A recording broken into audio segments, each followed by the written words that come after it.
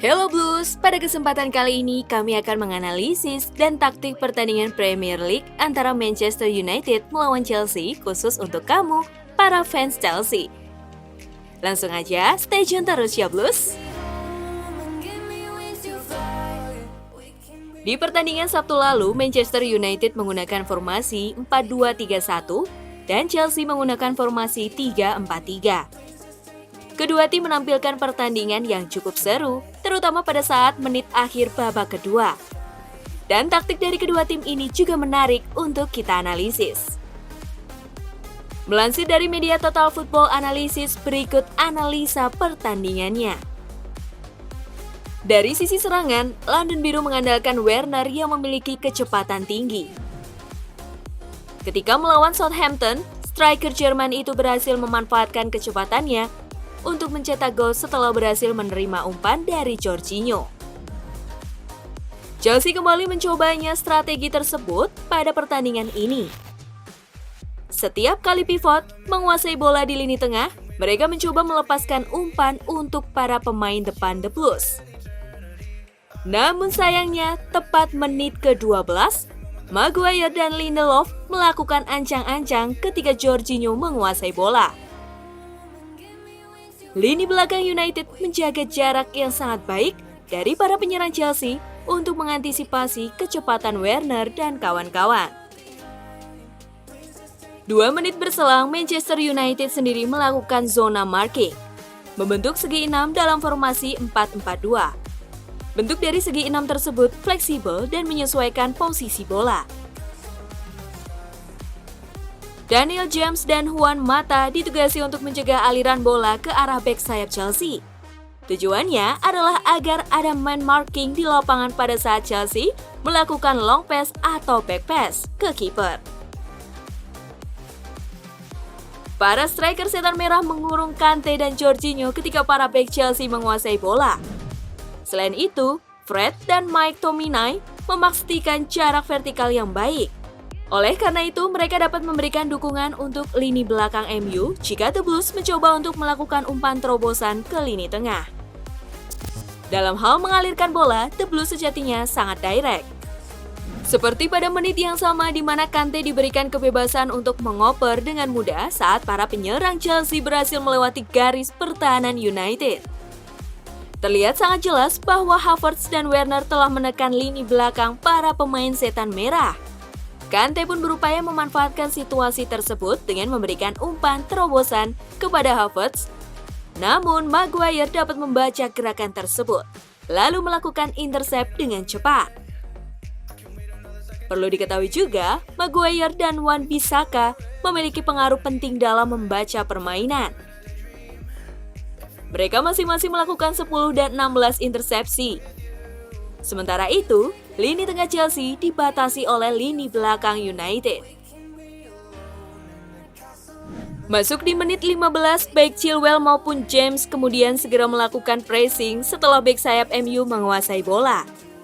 Mereka kemudian bergabung dengan Jorginho ataupun Kante untuk melakukan pressing. Ketika sedang tidak menguasai bola, The Blues pun menggunakan formasi 5-2-3 supaya menutup aliran bola ke wilayah tengah lapangan saat United menguasai bola. Serta De Gea memulai permainan dari belakang. 3 penyerang Chelsea tampil kompak untuk menutup pivot ganda United, McTominay dan Fred. Pada pertandingan kali ini United seringkali melakukan serangan balik. Namun Chelsea pun dengan sigap menyadari hal itu dan mengambil tindakan untuk mencegah terjadinya gol. Pada saat kehilangan penguasaan bola, bek tengah akan segera keluar untuk melakukan pressing sekaligus memblokir umpan ke depan. Serta didukung oleh gelandang tengah dan bek sayap juga akan menambah tekanan pada pembawa bola segera keluar untuk menekan dan memblokir umpan ke depan. Bek sayap juga akan menambah tekanan pada pembawa bola. Hal ini dapat kita lihat pada menit ke-20 ketika Daniel James dan Rashford tidak dapat berbuat banyak setelah mereka dijaga dengan ketat oleh Reece James dan Azpilicueta. Masuk ke menit 22, Rashford dan Mata sudah melakukan pressing saat Azpilicueta hendak melakukan back pass ke Silva. Intensitas pressing tersebut semakin kuat ketika The Blues melakukan back pass ke Mendy. Bahkan Mendy hampir saja melakukan gol bunuh diri saat ia dipres oleh penyerang United. The Blues juga memiliki sedikit peluang dalam transisi positif.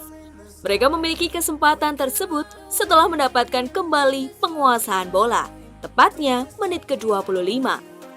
Ketika Chelsea kembali menguasai bola, Chelsea dapat mengalihkan permainan ke wilayah depan. Serta tiga penyerang The Blues terus bertukar posisi sepanjang pertandingan. Pada kesempatan kali ini, Pulisic berhasil menggiring bola, namun tendangannya belum bisa menghasilkan gol. Meski Lampard belum menemukan posisi terbaik untuk penyerang, struktur yang digunakan dalam pertandingan ini memenuhi masing-masing kemampuan penyerang. Lalu di menit 34, pemain sayap United tidak dapat mencegah ke bek sayap Chelsea. Dengan itu, bek sayap United akan segera maju untuk menekan. Serta Lindelof dan McTominay akan menutup ruang yang ditinggalkan oleh Wan-Bissaka dan menekan Pulisic. Terakhir, Rashford akan menutup Kante untuk mencegah passing ke tengah. Pada pertandingan kontra Manchester United, kontribusi Reece James di akhir babak kedua patut dapat perhatian. The Blues sendiri 12 kali membuat umpan silang pada pertandingan itu, dan 6 di antaranya berasal dari James, di mana salah satunya di menit 59. Chelsea hampir mencetak gol hasil dari umpan silang James. Namun, Pulisic sedikit terlambat menyambut bola. Performa keseluruhan pemain depan cukup mengecewakan. Tak seorang pun dari pemain depan selain Pulisic yang berhasil melakukan shot on goal. Secara kolektif, Chelsea hanya melepaskan 6 tembakan, dan hanya 2 di antara 6 tersebut yang mengarah ke gawang De Gea dengan total XG hanya 0,25. Di menit-menit akhir pertandingan, United harus bermain 1-2 dan kombinasi yang cepat untuk menembus 2 baris pertama pertahanan Chelsea. Namun, lini belakang masih dijaga 5 pemain. Para pemain United mencoba untuk memotong ke dalam dan membuat lari horizontal, tetapi ditutup dengan cepat. Mereka dipaksa memainkannya saat itu dan menembak dari jarak jauh. Red Devils melakukan 11 tembakan pada pertandingan tersebut, di mana 7 diantaranya berasal dari luar kotak penalti. Di sisi lain, Mendy menghasilkan penyelamatan fenomenal saat ia menggagalkan peluang Rashford untuk mencetak gol.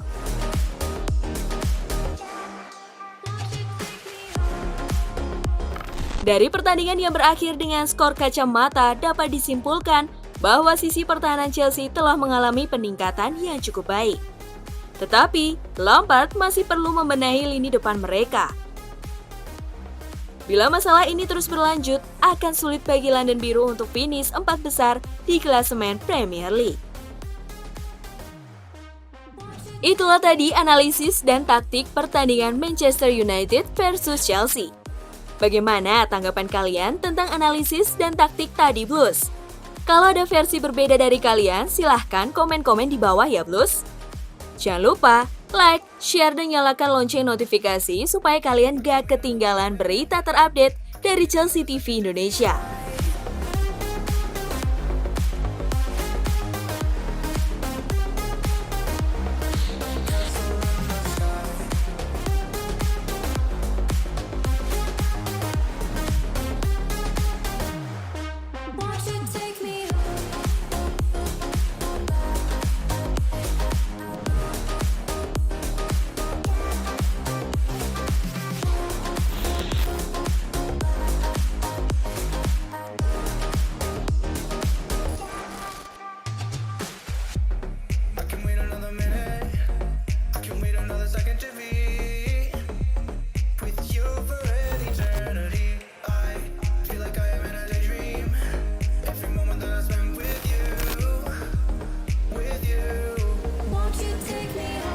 Untuk berita hari ini, jangan lupa stay tune dan pastikan kamu tonton video-video kami berikutnya dengan subscribe channel kami ya. As always, I will see you in the next video. Stay safe everyone. Keep the blues flag flying high.